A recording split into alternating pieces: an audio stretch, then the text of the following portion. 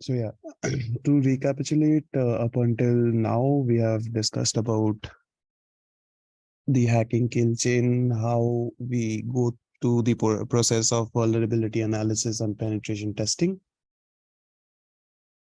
And that is what we'll be continuing on today, and we'll be finishing the first module.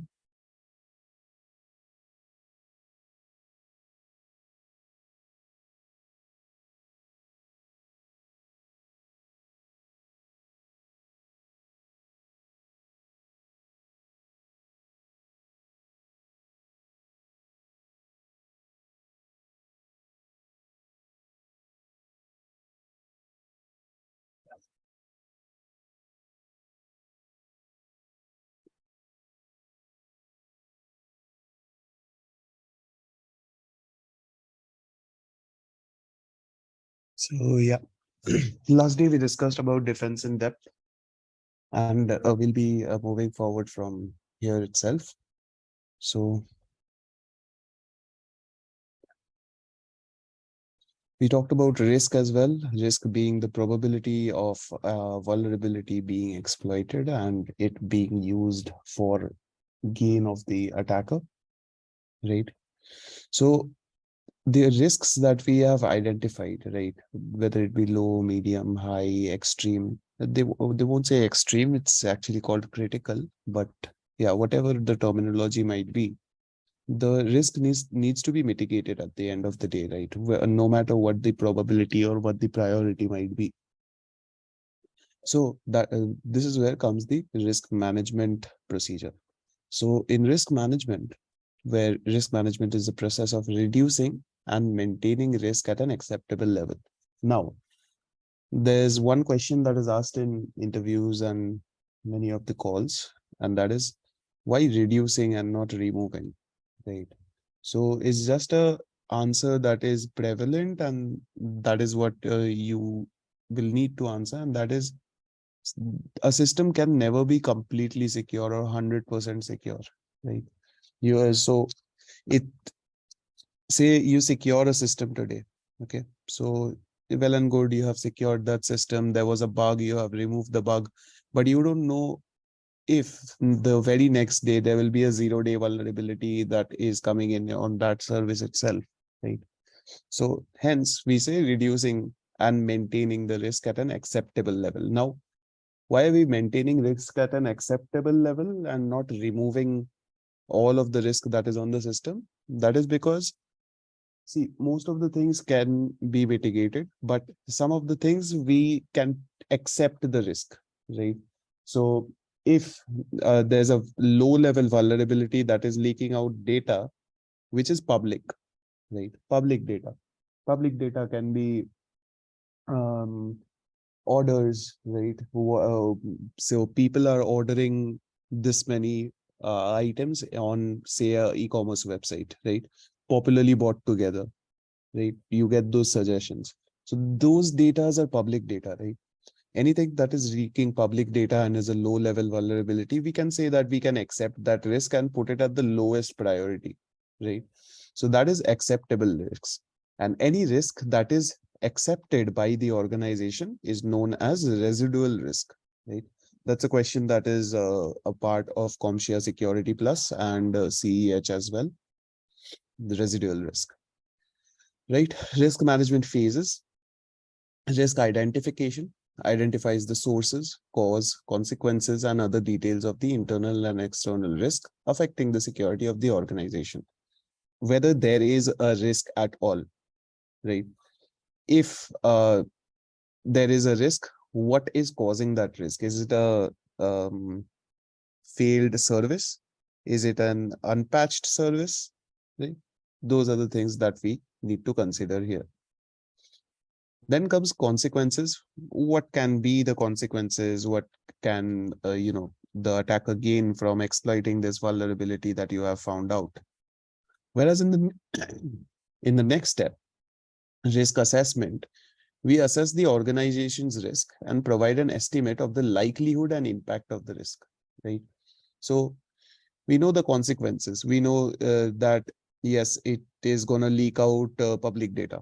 or say it is going to leak out private data, that makes it a high risk vulnerability or a high priority vulnerability. Risk assessment would be how likely is that going to happen? Is it exposed out on the internet? Is it, creating a lot of havoc on the systems? Is it accessible to the attacker via any protocol inside of the organization? These are all of the things that we look into in the process of risk assessment. Then comes risk treatment. Now that we have assessed the risk, we will treat the risk, right? Select and implement appropriate controls for the identified risk. Risk tracking, ensure appropriate controls are implemented to handle known risks and calculate the chances of a new risk occurring. And then finally, review, right? Take this entire process, or this entire process is actually asked in interviews where you are interviewing for a consultancy role, right? Risk consultancy, risk management, uh, vulnerability analysis, consultancy, right? These are all of the things that are catering to the risk management life cycle, and this is what your primary job role is going to be, right? Take this entire cycle in the format of a doctor's visit, right? You visit the doctor with some kind of illness. He identifies the illness. He or she assesses the illness, if it's going to spread, if it's, spread by touch, if it's going to be, infected or anything of that sort. Then they treat it, right? After treatment, you are kept under observation, that is risk tracking. And after tracking, they ask you to come after 3 months, maybe. So yeah, that is risk review. So that is an easy way to remember all of these: identification, assessment, treatment, tracking, and review. Right. So cyber threat intelligence. So what is cyber threat intelligence? It is the collection and analysis of information about threats and adversaries. Sorry. And the drawing of patterns that provide the ability to make knowledgeable decisions for preparedness, prevention, and response. Right.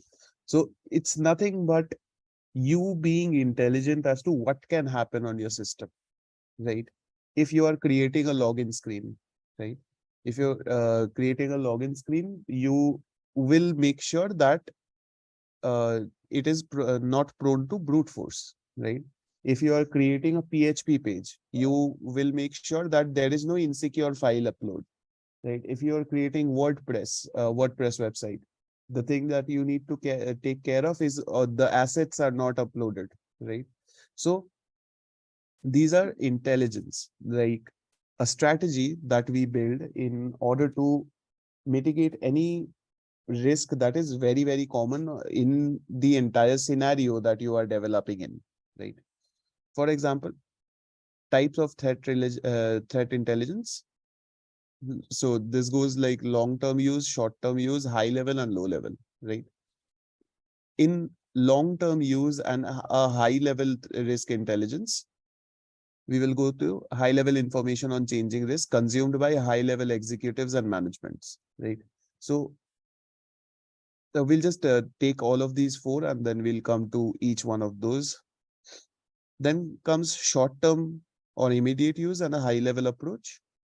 Information on a specific incoming attack consumed by security managers and network defenders.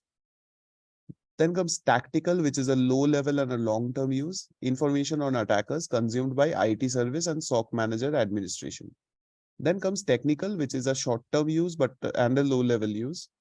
Information on specific indicators of compromise consumed by SOC staff and IR teams, right?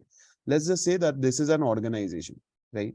Inside of the organization, the strategic part will be, say, if you have an application, whether that application is getting a apt amount of budgeting for cybersecurity, whether the app is being tested every month or every quarter or something like that. So these are all strategic intelligence, right? This is a strategy that we put into place in order to keep our application secure. Operational, if they find a vulnerability, this is the red team, blue team that we are talking about. So if they find a vulnerability, they will act on it. If they find a new vulnerability in the market, they will be scanning the entire code base in order to find if the vulnerability is there. And if there is, they will mitigate that vulnerability. So that is the operational part. This is where vulnerability analysts, penetration testers, red team, blue team, all of these come in. Then comes tactical, information on attackers, TTPs, right? So let's say firewalls. Firewalls can block your network traffic from malicious URLs or malicious IP addresses, right? So all of these malicious IP addresses are updated in an open database. So, excuse me, sir. May I know what is attackers TTPs? What do you mean by TTPs? If you could. Tactics, techniques, and procedures. Okay. So TTPs are actually the behavior of an attacker, right? So what are the tactics they use in order to trick you? What are the techniques that they use in order to exploit a vulnerability? And what is the procedure they use to say transmit this malware across the internet or get data from your organization? Those are TTPs. All right, sir. And so when you say risk, how does a SOC analyst identify a risk? What are the core areas where the SOC analyst needs to concentrate and find out how the risk came in? At least how do they identify the risk? Or is it the higher L2, L3 team who finds a risk and identifies it and then passes it to the SOC for the first level of support for the customer or for the user? How do they identify it? Can you explain that as well? So in case of SOC, we have the internal SOC team at the place where we work at. So the SOC team there is like the risk in their definition becomes a little different. Okay, in the SOC books. So a risk is actually in the SOC field, it's called an anomaly, right? So there are indicators of compromise. That is the like technical point right here, indicators of compromise. Say uh, traffic is coming from one particular IP address at the rate of 300 requests per second. Now, no human is capable of putting in 300 requests per second. That is an indicator of compromise that is bot traffic, right? Now, another day, say there is some kind of activity that is going on in your what do you call it, application, right? And in case of a PNG, in place of a PNG, people are trying to upload a .png .txt extension or a .exe .png extension. So these are the logs that also come to the SOC team for the application as application logs. So that is an anomaly that they detect. Now that escalates up to the further part that this is the anomaly detected. So now it goes to the other team, which is the application team, with who check through the vulnerabilities, if there are any, or if there is traffic that is blocking that entire internet. So the term risk for the SOC team or any kind of detection team resolves to anomaly and not the risk of vulnerabilities that we are talking about. That is reserved for the cybersecurity team, the red team or the blue team. Hope that answers your question. Yes, sir. And the major difference between risk and threat is, could you also explain that as well? Sure. There's a slide on that later on itself. So okay. No problem. Thank you. Thank you so much, sir. That's all. Thank you. Okay. Fine. So we discussed about technical as well. So information on specific indicators of compromise.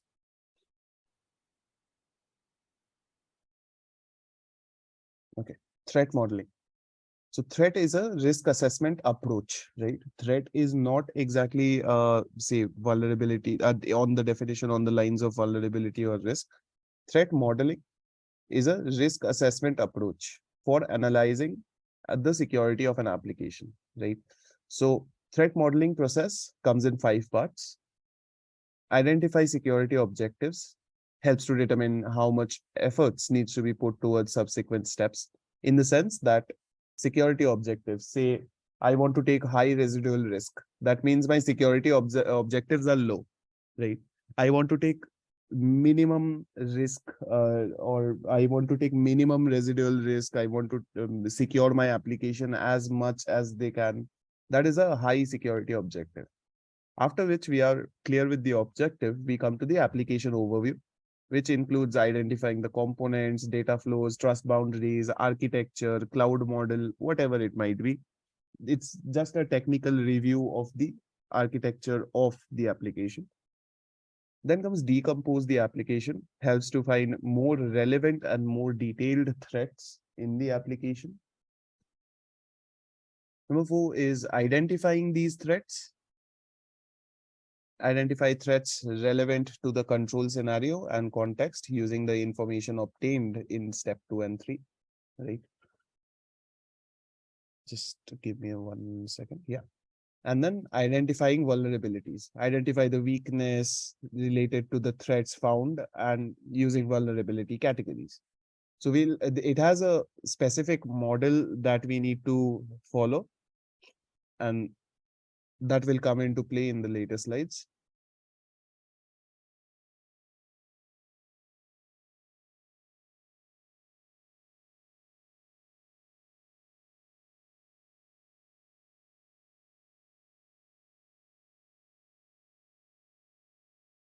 Yeah. So incident management, just in case threat, in this case, for threat is nothing but the malicious attack that is being, implemented on your system, right? The organization and ultimately gaining access or stealing data or anything of that sort. So the entire process or the entire uh, probability of not exactly probability, the entire process of the exploitation of the vulnerability in order to get what the attacker desires, it's the threat to the organization.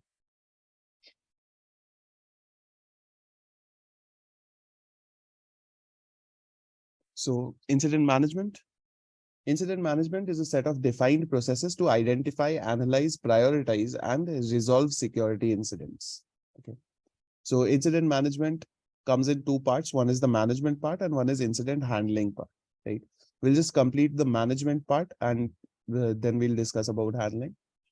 Incident management consists of vulnerability handling. What are the vulnerabilities? How much risk can we expect? How much risk can we accept? These are all of the things contained by vulnerability handling. Then comes artifact handling. Artifacts are nothing but your assets. It can be database files, it can be any sort of user files, it can be PII data, PHI data, whatever it might be. So just to say, uh, three major categories of data.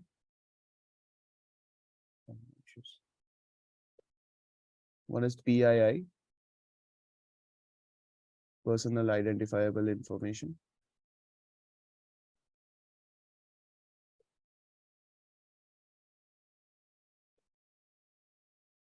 PHI, personal health information. And PCI, payment card information. Okay. So personal identifiable information is like your email ID, your name, your height, your age, whatever it might be. That is related to you, right? Identifies you as a person. Number two is PHI, which is personal health information, which is your prescriptions, your, what are the meds you take and things like that. So why were these formed? PHI is protected because if any of the attacker finds, your PHI data, right? And they can simply call you up and say that you are suffering from this illness, as I have heard, and I'm your consulting doctor. Please send me this amount so that I can provide you a consultancy report, right? and you send the amount and you never hear back. These are some things that have happened with PHI data, in the sense that in case of HIPAA, like Health Information Protection Act. So HIPAA is not here in India, but wherever HIPAA is applicable, say a nurse is attending you in the hospital, that nurse or the two shift nurses, one the morning shift and the night shift nurse, except for those two, no one can know your personal health information. Neither can they discuss that what is the illness with you, what is wrong with you, to any of the other colleagues and other doctors, until and unless you are referred to that particular colleague or particular doctor. Right? This is the strictness of health information. And obviously, payment card information is very much self-explanatory about why do we protect payment card information. So that's clear to everyone. Fine. So we handled our artifacts. Then comes announcements, alerts, and other incident management service. These are nothing but if there is a vulnerability being exploited or in the process of exploitation, or we find any indicators of compromise, right? So these are all of the things that will come into play when these kinds of scenarios are in place, right? Whenever there is a indicators of compromise, it will raise an announcement and alert. Whenever there is a bot traffic or something like that, you can configure your SIEM tool or your monitoring tools to raise an alert and say that illegal traffic spotted or something like that.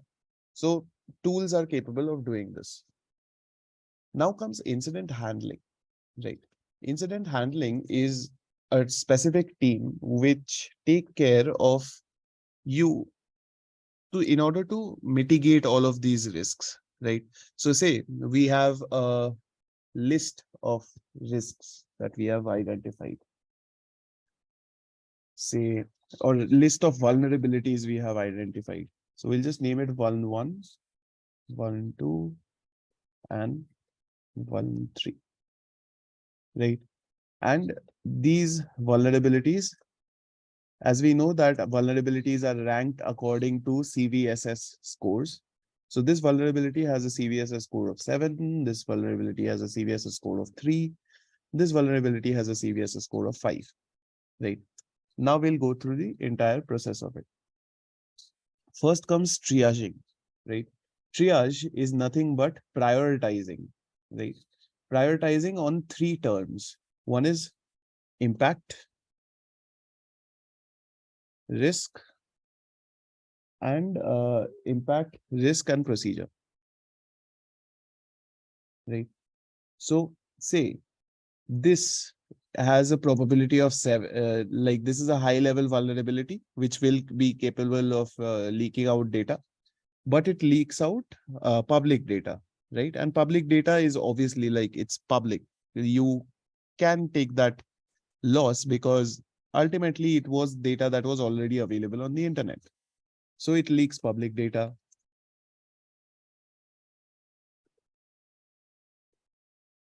Right. It is easy to exploit, right? So let's just say a high risk, right?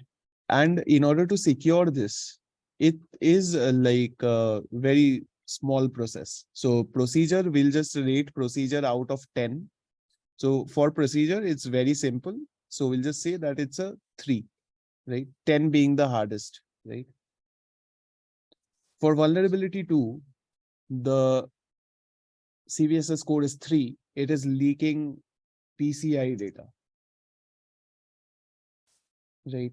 It is medium risk. And the procedure to fix this is, say, even easier. It's just 2, right? Now comes the CVSS score of 5, which leaks PII data. It is medium risk.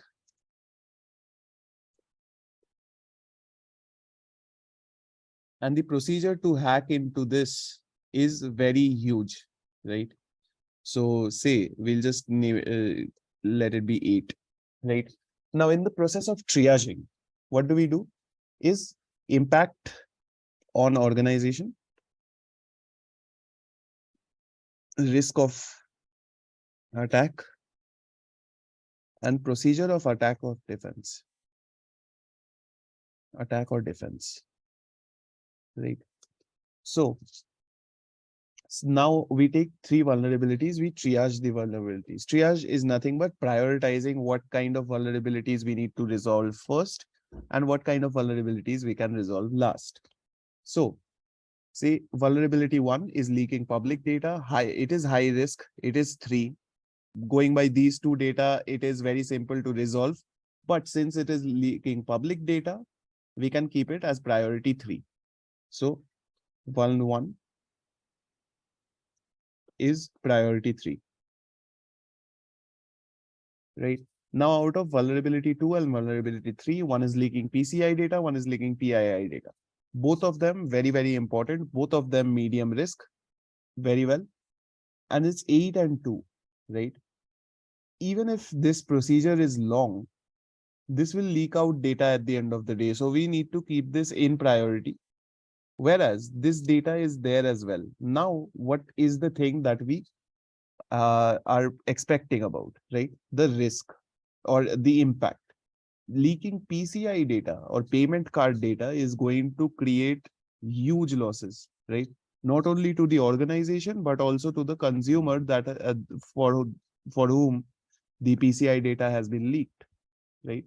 So this then becomes our first priority, fixing the PCI data vulnerability. Vuln 2 becomes priority 1. And vuln 3 becomes priority 2. Right? This is the process of triaging. After triaging, we report and detection, right? So all of the process of, the securing an organization, or risk assessment, risk management, that all of those comes into play. After which, after you have, secured your organization, secured the vulnerability and things like that, reporting and detection is done, checking once again if that particular vulnerability still exists, or if the vulnerability is still active at some portions of the application, right? So we create a complete report of that. Then we create an incident response report, as we have seen in the previous slide. And finally, the analysis, right? That is the process of incident handling.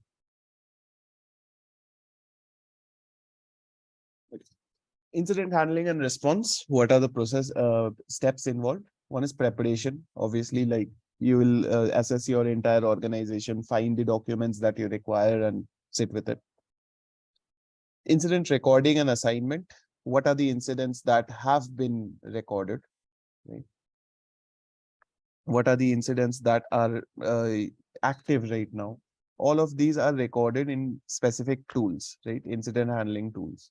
So incident ideally is a moment where a risk has been, exploited, right? A vulnerability has been exploited.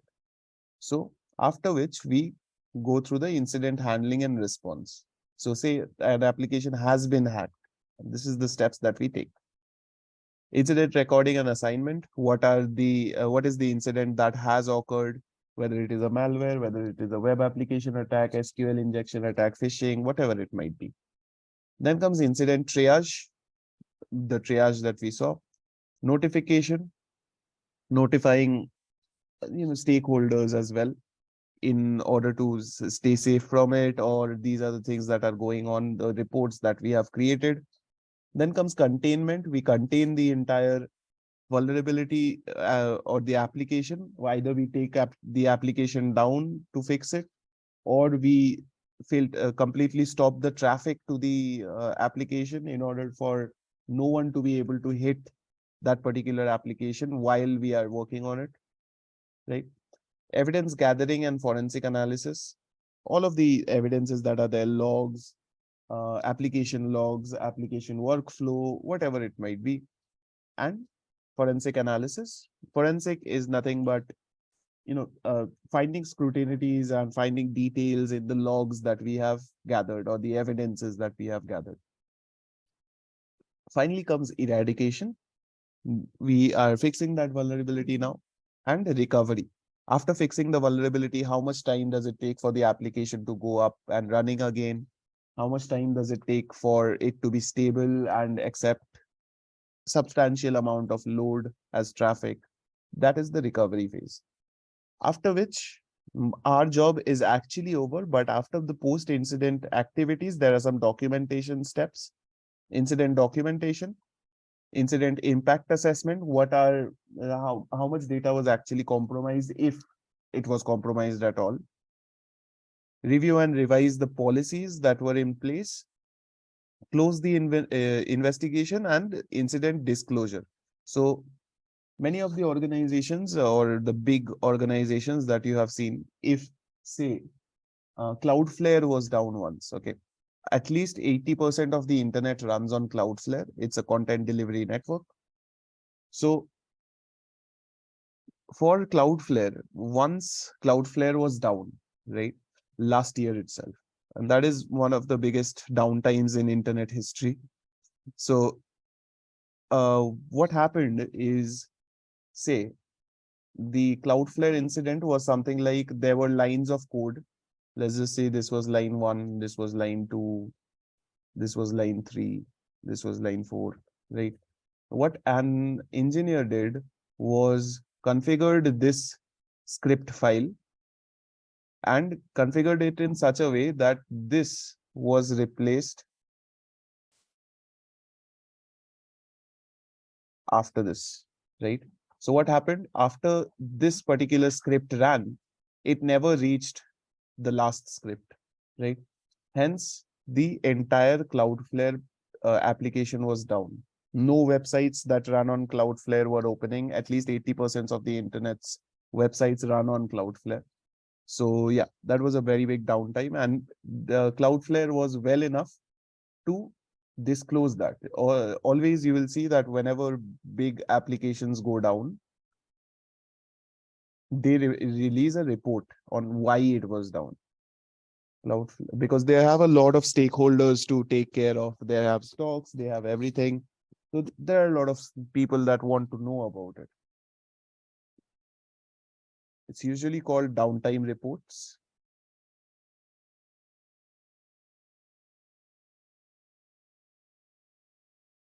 This one. Cloudflare outage on June 21st, 2022. Right. This is what went wrong. This is the script that was going wrong. Right. So you'll always see them publishing the document, and this document creation will also be a process of your application in the cybersecurity industry, if you are working like as a risk analyst or something of that sort. A role of AI and ML in cybersecurity. When this PDF was created, it was like a situation that was just overlooked or just made very simple. But in reality, after the AI boom that is going on right now, it is very much in power at this moment. So it's like say there was an indicator of compromise, right? Indicator of compromise, like someone is trying to brute force into your application, right? Passwords are being entered at the rate of 4 passwords per second, right? No human is capable of doing that, right?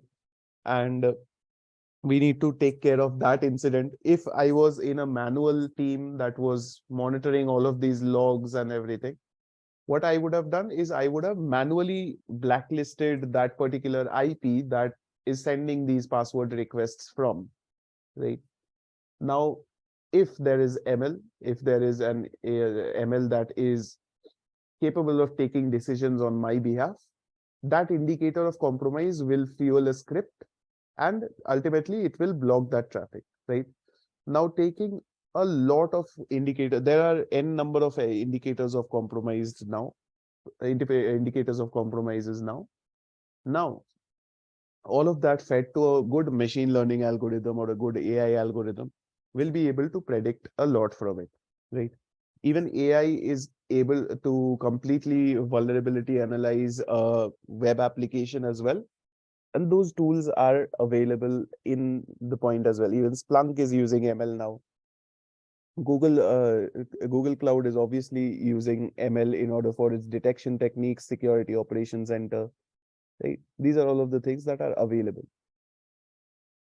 right? Cybersecurity, Next Step, market caps. These are all of the organizations that are using AI or leveraging AI in order to make cybersecurity easier on their application.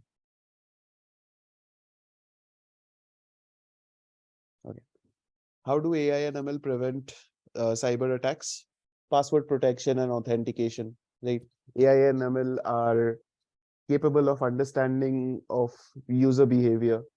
What kind of passwords do they usually suggest, right? If there is an anomaly in entering passwords, right? Logging out a user after 4 unsuccessful login attempts, and so on.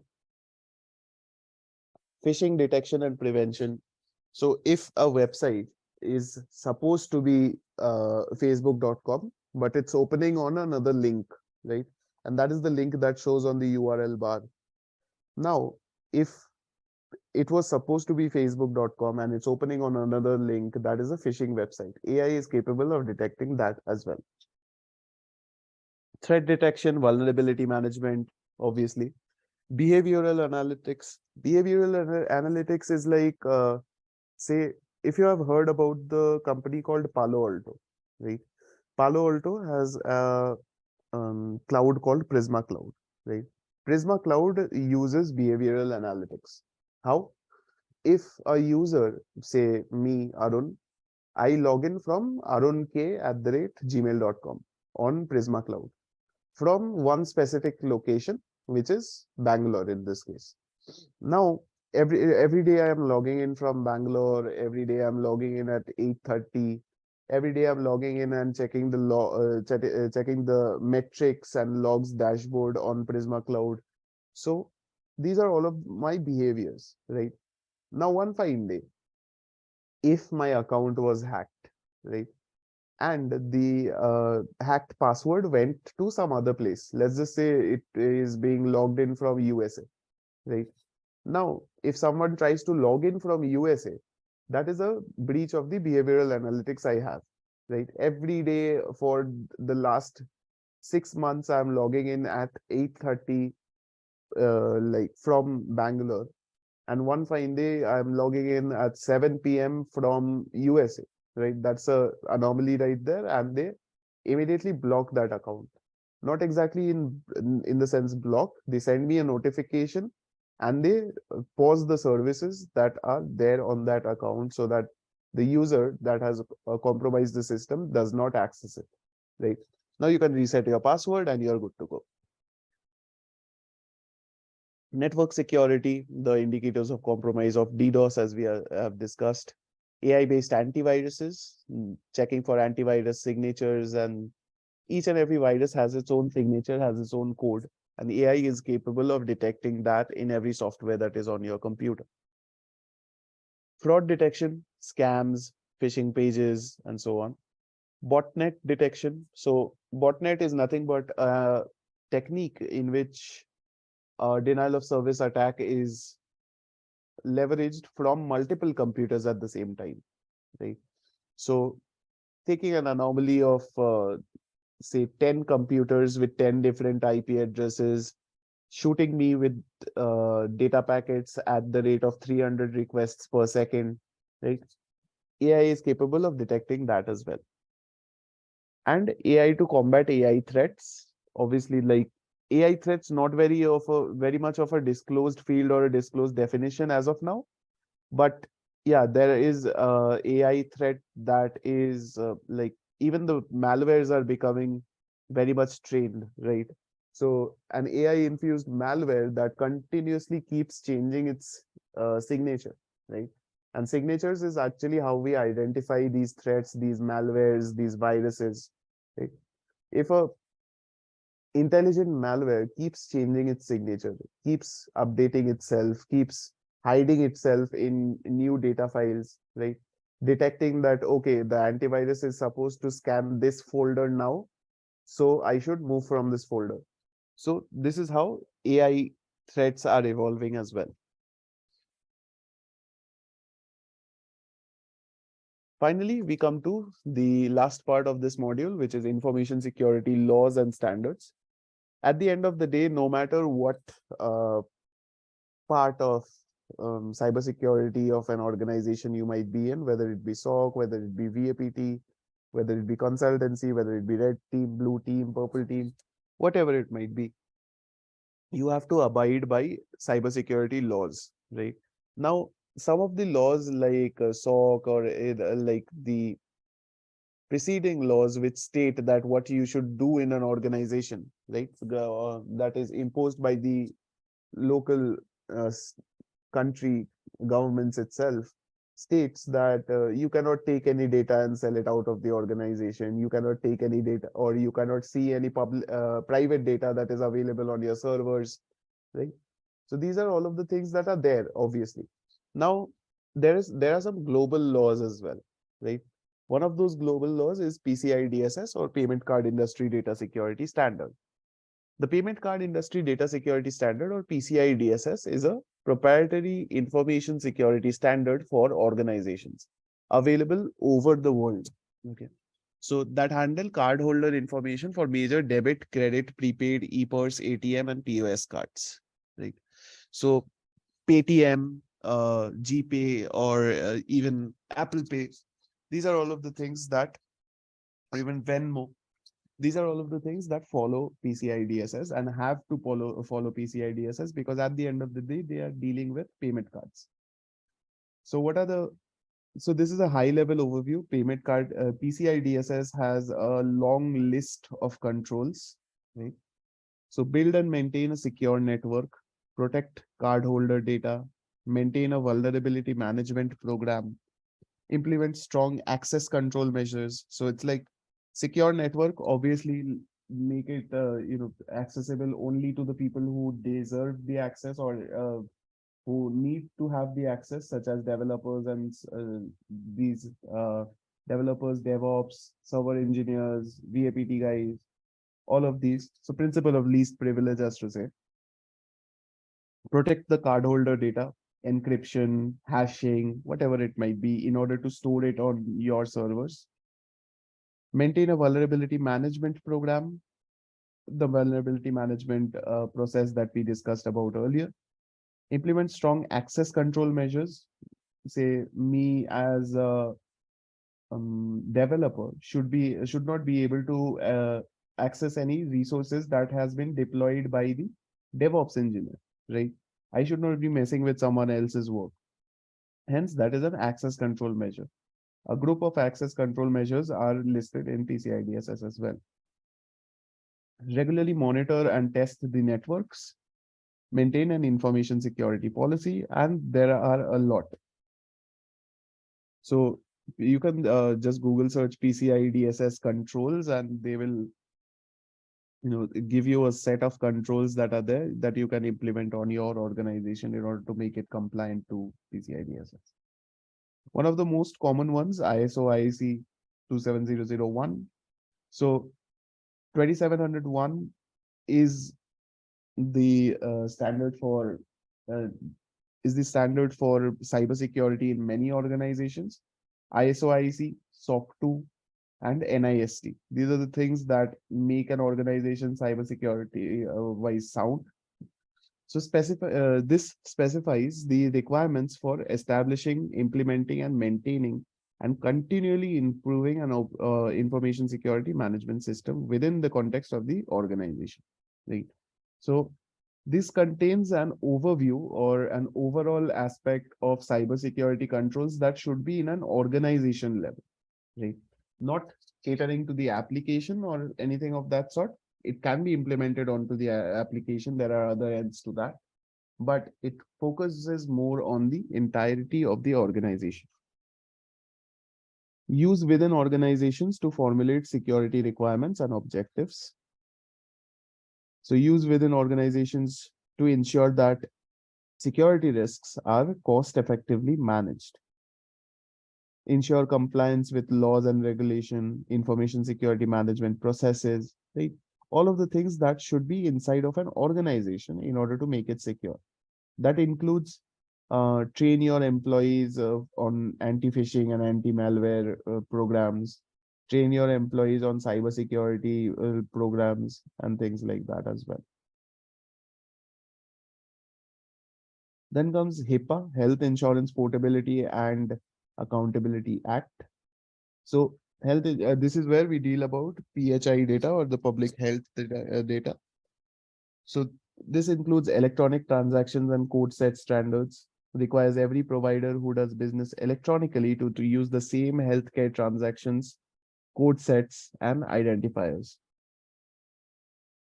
Then comes privacy rule, provides federal protection for the personal health information.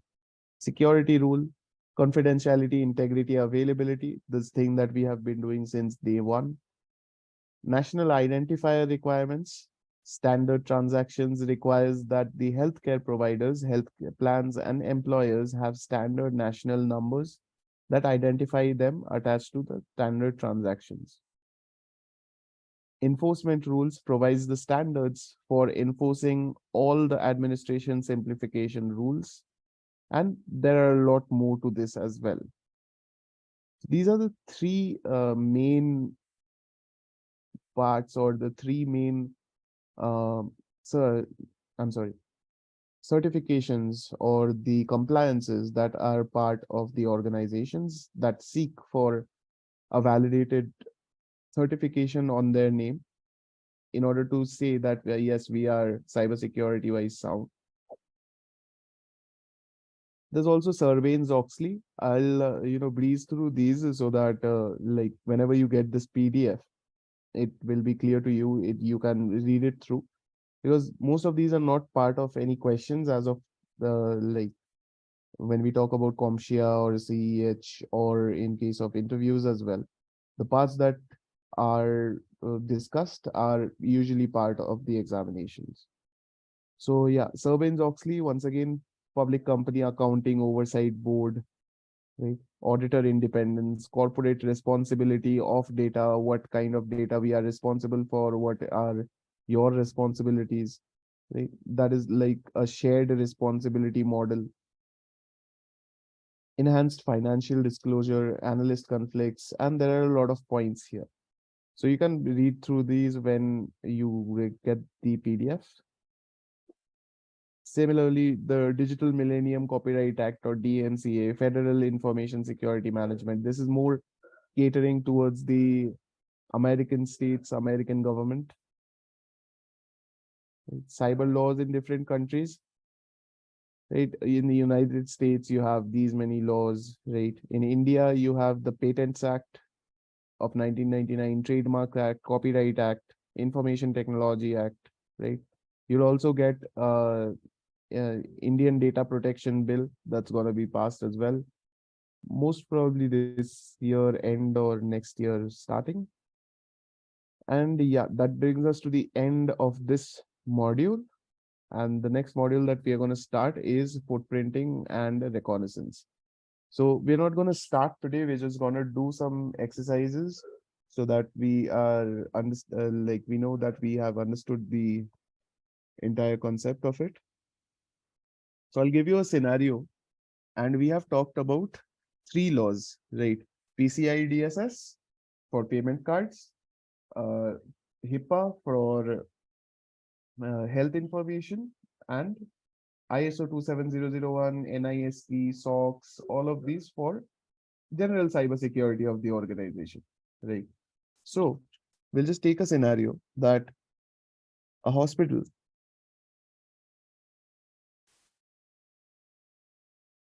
takes payments on their point of sale device,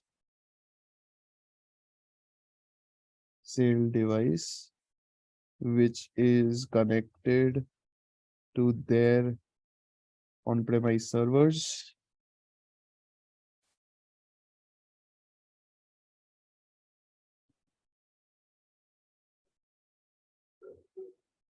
This data also includes the form filled up by patient party, such as accompanying guest, email, right, phone number,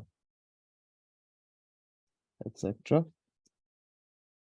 So the question is, what are the compliances applicable for the organization in this case? So organization in this case. Right. So this is the question on the screen. We just have 3 minutes. So I'll give you a quick minute to research it out. You can, check the internet. You can refer to Chrome, whatever it might be. I just need what are the things that are applicable, and you can write your answers down on chat. If anyone has any questions with the question, then please let me know about it.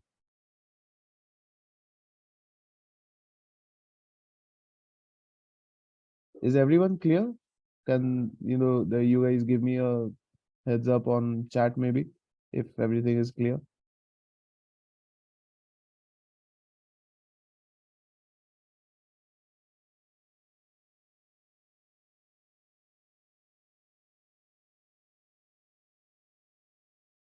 Okay, we have one answer.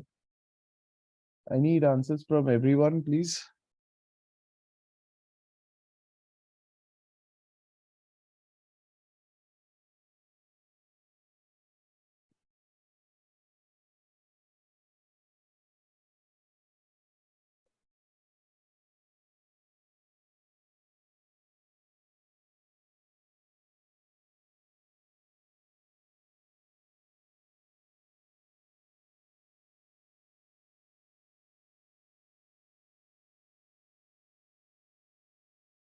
Okay, we'll just wait for another 30 seconds and then we'll discuss the answer.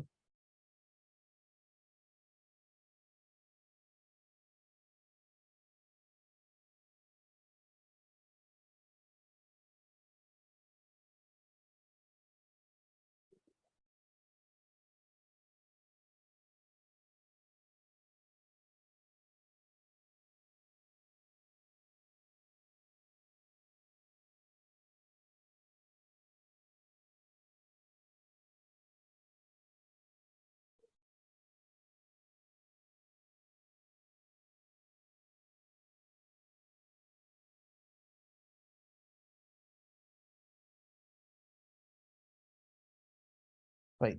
So, yeah. So since it's a hospital, right? So if it's a hospital taking payments on their point of sale devices, so payments are handled on their end. It's a hospital, obviously it deals with health data. So the first thing that it will comply to is HIPAA.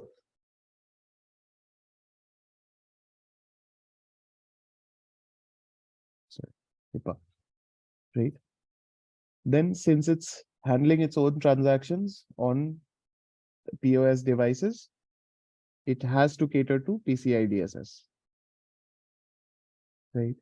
And then it also includes the form filled up by the patient party, right? Accompanying guest, email, phone number. These are all personal identifiable data. So we can stick with ISO 27001, right? Or SOX, or any kind of, or NIST, right? Any of these that provide a overview of the cybersecurity of the organization, right? Is everyone clear with this?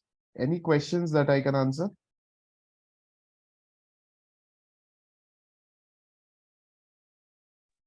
So, Arun, HIPAA is used that's actually a framework, or is it a compliance It's a compliance. It's like a group of controls that. Okay. Okay, that is used for the health information, Yeah. right? Protection Act. Yeah. And PCI DSS comes where the payment involves. That's for the protection of that Yeah. payment, right? Yeah. Activities, right? And my last doubt is ISO 27001. Is it for just, does that include a set of standards and security frameworks, or is it just standards that needs to be followed? It's a group. It's a checklist kind of a thing. Right. Correct. So is there a framework explained in it that needs to be followed, or security? No, it's just a set of controls. It's just a set of best practices and controls. Okay, got it. Yeah. Okay, so if that is the question, I think that would be the conclusion of today. Tomorrow we'll be starting off with the new module. Thank you so much, guys, for joining, and have a great rest of the day.